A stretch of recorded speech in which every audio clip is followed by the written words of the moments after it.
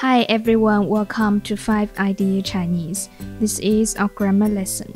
Today we're gonna learn this structure. 对感兴趣 It means be interested in. For example, 我对宠物很感兴趣 I am interested in pets. 宠物 means pet. Let's look at another sentence. 他对逛街不感兴趣She's not interested in window shopping. 逛街 means go window shopping. Now please try to make a sentence by yourself according to this picture.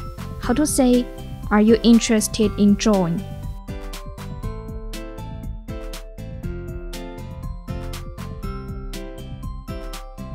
Are you interested in drawing is 你对画画感兴趣吗？